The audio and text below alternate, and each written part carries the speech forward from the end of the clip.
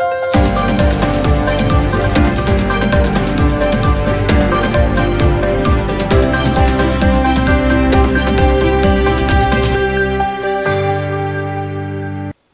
मी Priyanka. Shankhnath news चॅनलच्या मराठी बातमीपत्रात आपलं स्वागत करते. पाहुयात आजच्या काही मुख्य बातम्या. मराठा आरक्षणासाठी मनोज जरांगे पाटील उपोषण करत असून त्यांची प्रकृती ढासळली असल्याने राज्यभरातील मराठा समाजात आक्रमक झाला आहे. परभणी जिल्ह्यातही मराठा समाजाने काल चक्काजामची हाक दिली होती आणि आज जिल्हाभरात सर्वत्र चक्काजाम आंदोलन करण्यात येत आहे. त्यामुळे जिल्हाभरात वाहतूक व्यवस्थेला खीळ बसली आहे. पोलिसांनी देखील तगडा बंदोबस्त केलेला आहे. सरकारने मराठा आरक्षणाचा प्रश्न मार्गी लावावा अशी मागणी सकल मराठा समाज या आंदोलनातून करीत आहे. शंखनाथ न्यूजसाठी ब्युरो रिपोर्ट. उपप्रादेशिक परिवहन विभागातर्फे रस्ता सुरक्षा अभियानाअंतर्गत विविध उपक्रम राबविले जात आहेत. त्याचाच एक भाग म्हणून बुलढाणा शहरात शुक्रवारी वृद्ध, युवक व महिलांसाठी वॉकेथॉनचे आयोजन करण्यात आले. वॉकेथॉनच्या रॅलीला आमदार संजय गायकवाड यांनी हिरवे झेंडे दाखवून सुरुवात केली आहे. यावेळी आमदार गायकवाड म्हणाले की रस्ते अपघातामध्ये अनेक जणांचा निष्पाप जीव जातो. अगोदरपासून सांगण्यात आले आहे की पायी चालताना डाव्या बाजूने चालावे, त्यामुळे मागून येणारी गाडी अंगावर येते, त्याच्यामुळे अपघात होतो. हा अपघात होऊ नये यामुळे नागरिकांनी डाव्या बाजूने न चालता उजव्या बाजूने चालावे असे आवाहन आमदार संजय गायकवाड यांनी केले आहे. यावेळी पोलीस उपविभागीय अधिकारी सुधीर पाटील, जिल्हा कोषागार अधिकारी ऋषिकेश वाघमारे व उपप्रादेशिक परिवहन कार्यालयाचे अधिकारी, कर्मचारी, विद्यार्थी व नागरिक मोठ्या संख्येने उपस्थित होते. शंखनाथ न्यूजसाठी ब्युरो रिपोर्ट. कार्यक्रमाच्या निमित्ताने उपस्थित पोलीस उपविभागीय अधिकारी सुधीर पाटील साहेब, वाडी बसवे साहेब, एक्झिक्युटिव्ह इंजिनियर राऊत साहेब, ऋषिकेश, आपल्या विभागाचे श्री गद्रे साहेब, त्यात सूत्रसंचालन आपण ऐकलं ते अनिल लेंडे आणि सर्व कर्मचारी वर्ग, विद्यार्थी मित्रांनो, गेल्या अनेक जेव्हापासून आपल्या देशाचे कायदे सुरू झाले तेव्हापासून सर्वांना शाळेपासून तर कॉलेजपर्यंत डाव्या हाताने चालायची शिकवण आपल्याला सर्वांना दिली गेली आणि आज देखील आपण त्याच पद्धतीने आपलं मार्गक्रमण करत आहोत.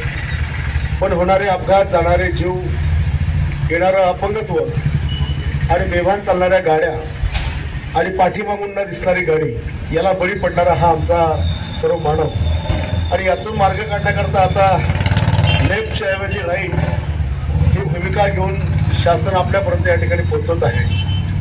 खरं तर आजचं हे 2024चं आपलं हे रस्ता सुरक्षा अभियानासोबतच जेवढे काही आपल्या शहरामध्ये किंवा आपल्या अधीनस्थ आपल्या एरियामध्ये नागरिक गाडीवर आपला वावर करतात, मला नाही माहीत की त्या लोकांना गाडीला इंडिकेटर कशा करता आलं हे माहीत आहे म्हणून.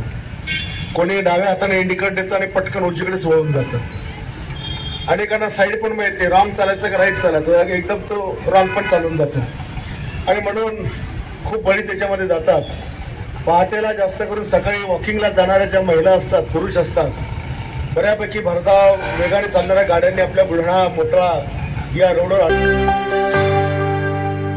आयोगाचा अहवाल दिल्यानंतर मुख्यमंत्र्यांनी म्हटले की ओबीसीच्या आरक्षणाला धक्का लागणार नाही. आमची पूर्वीपासून तीच मागणी होती, त्यामुळे या निर्णयाचं स्वागत आहे. सामाजिक, शैक्षणिक व सामाजिक मागासवर्ग अंतर्गत हे आरक्षण दिल्या जाईल असं मला वाटतं, कारण त्यांची समाजाला गरज आहे, असे ओबीसी नेते डॉक्टर बबनराव तायवाडे यांनी म्हटले आहे. शंखनाथ न्यूजसाठी ब्युरो रिपोर्ट. या राज्याचे माननीय मुख्यमंत्री एकनाथजी शिंदे आणि उपमुख्यमंत्री देवेंद्रजी फडणवीस यांना सुपूर्द केला आणि तो सुपूर्द करताना माननीय मुख्यमंत्र्यांनी प्रेसला संबोधित करताना जे वारंवार सांगितलं की या अहवालानुसार हा अहवाल आता राज्य मंत्रिमंडळापुढे जाईल, त्याच्यानंतर 20 आणि 21 तारखेला विशेष अधिवेशनामध्ये त्याच्यावरती चर्चा होऊन मराठा समाजाला आरक्षण सरकार देण्याचा प्रयत्न करेल. परंतु शब्द त्यांनी 3दा वापरला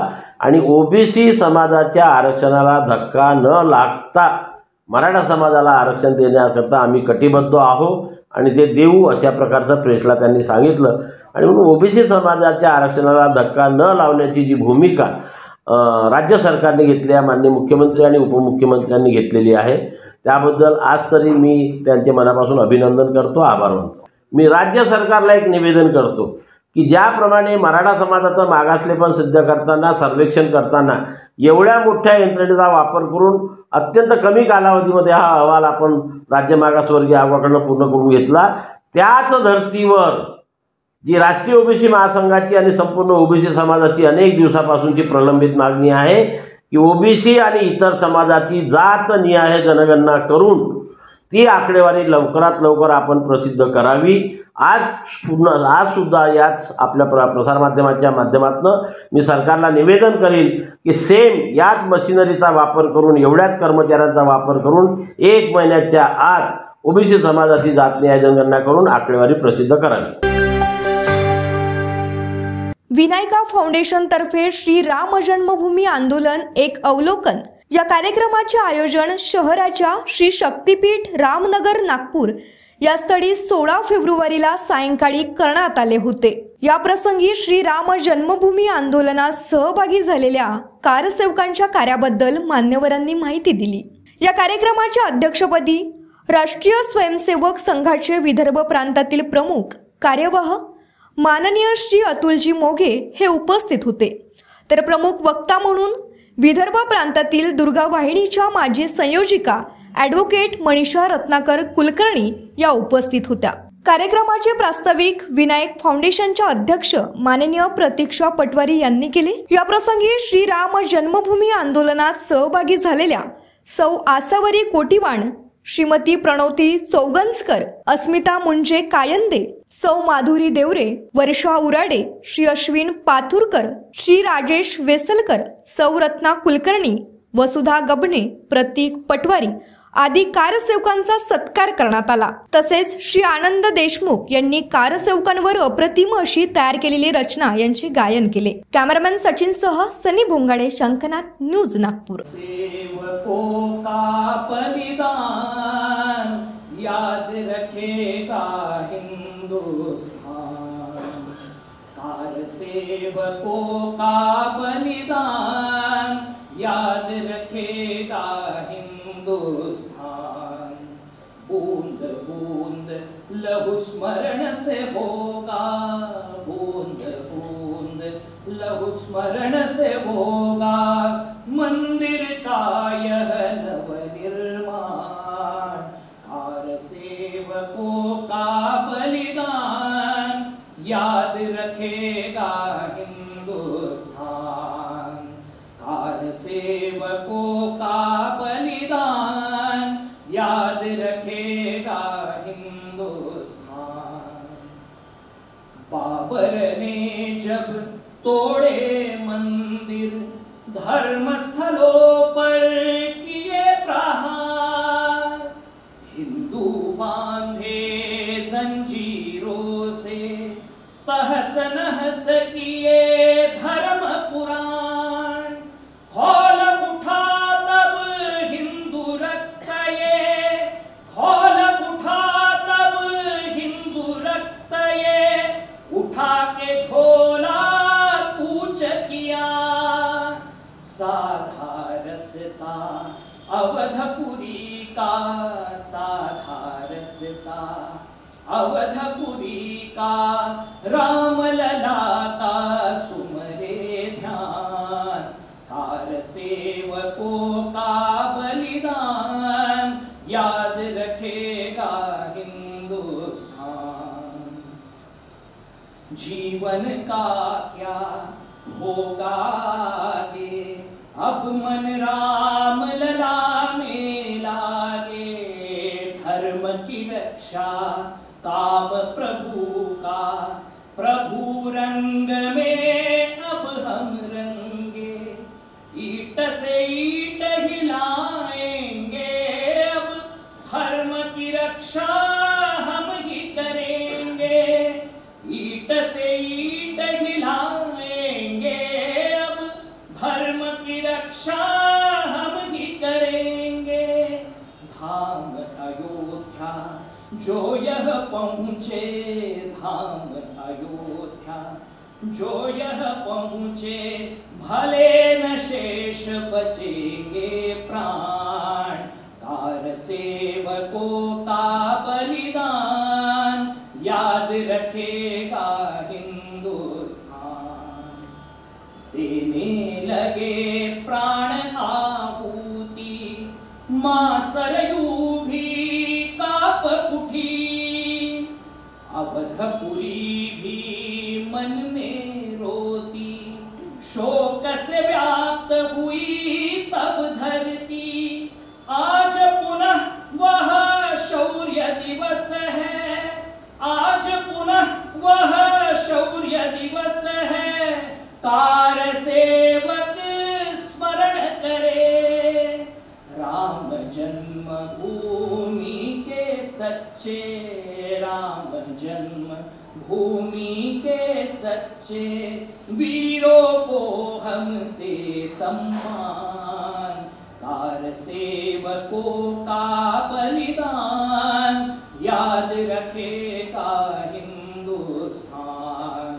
बूंद बूंद लहू स्मरण से होगा, बूंद बूंद लहू स्मरण से होगा, मंदिर का यह नवनिर्माण, कार सेवकों का बलिदान याद रखेगा हिंदुस्तान, याद रखेगा हिंदुस्तान, याद रखेगा हिंदुस्तान।